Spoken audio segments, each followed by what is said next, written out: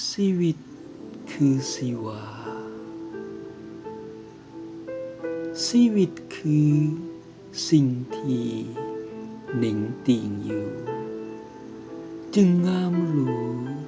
ออกมาให้เห็นได้ถ้าบ่สั้นก็เพียงแต่อยู่ไปดังว่าให้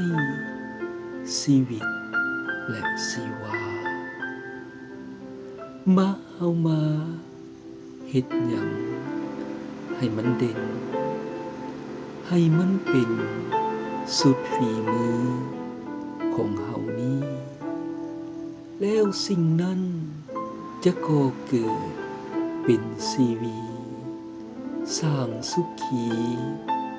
ให้เฮาได้สมไฟปองและก็เพราะชีวิตคือชีวาจึงหันษากับทุกสิ่งได้ทั้งนั้นเฮ็ดไปเรื่อยบ่เมื่อยให้สุขสันต์แล้วจักวันสิวัน